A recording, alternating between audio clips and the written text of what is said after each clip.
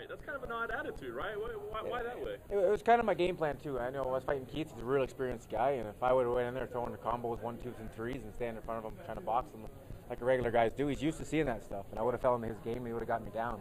But being myself and having fun and toying around with him and doing crazy stuff, he didn't know how to react to it, and that's why I was catching him with things, right? And then it just takes his game plan right out the window, and plus it entertains the fans. So. Absolutely. But you did get the win under your belt. How does it feel? Does this feel differently than it did last time? I mean, I imagine that first time you really want to get a win. You really want to prove you belong. How does it feel different this time? I feel a little bit more comfortable being here. I was happy as could be last time. I wasn't nervous at all, but I just feel like a little more comfortable with the whole atmosphere of the UFC and the interviews and everything else. I'm a little more relaxed that way. As before, I was like, what do I do? Where do I go? Who am I supposed to talk to? Who's that? Now I can kind of just chill out a little bit and think about my fight. And I'm just excited to be in there.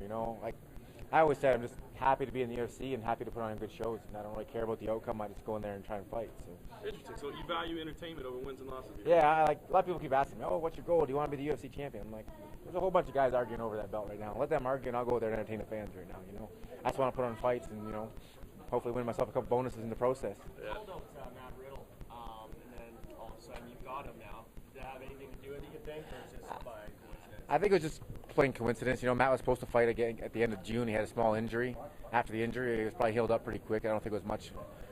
So he's probably just ready to go. Because I already talked to another couple fighters, and one of them in particular told me that he actually got the phone call to fight me. He was asked to fight me, another guy in my weight class. So I just think it happened, How cool is it to be fighting here in Canada and in front of everyone's gonna be behind you? I mean, this is probably an amazing experience for you.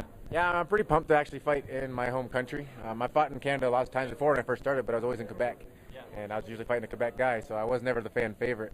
So most of my career, I've been blocking out the crowd. I've never really been one of those guys that pay attention if they're booing and whatnot, because they're usually booing. So I just usually blocked it out. But I'm not expecting them to be booing this time, so I'm interested to see if I can actually feed off the crowd like people talk about doing. I've never had the experience, so I'm really excited about that.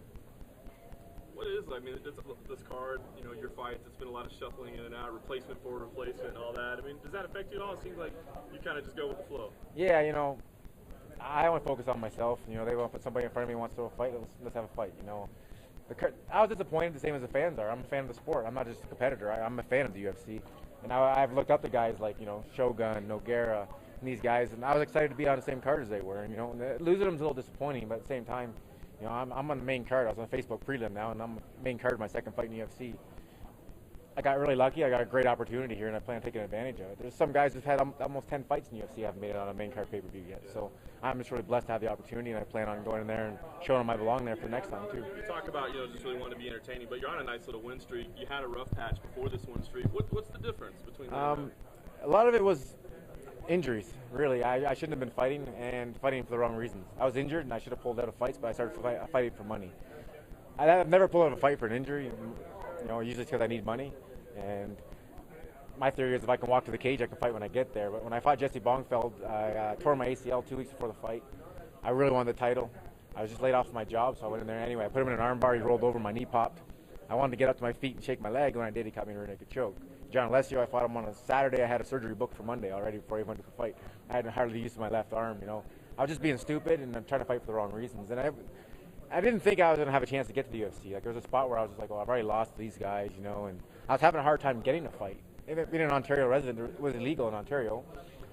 Montreal promoters aren't going to make a fortune of me selling tickets, so they weren't going to pay someone to come and fight me. I was a scary guy to fight. I had a lot of knockouts, so in order for them to get someone to fight me, they had to pay big bucks to get that person to come in, and they wouldn't do it. So I had to struggle to get a fight, and then I got real fat. The promoters see me fight, or actually with one of my fighters at a show. And I was about 220, and they called me up a week later and said, hey, do you want to fight Jonathan Goulet for the title? Hometown guy, their show, figured I'm out of shape. I was like, sure, I'll take that fight, and I said to myself, this is one more chance for me to make a run at it if I beat Goulet. So I just went and jogged. I basically spent the whole training camp just jogging and getting in shape and running. And that was all I really focused on, was getting in shape. And then on the way to the cage, I have a new striking coach, Leo Laux, and he just stopped me on the way to the cage and said, be yourself. And when I train with guys, if you see my last fight, I've been a little bit froggy lately. I call it froggy. This is me being froggy, right? And I was like, myself, no one's ever said that. Usually you guys are barking instructions, do this, do that, and it didn't feel comfortable for me.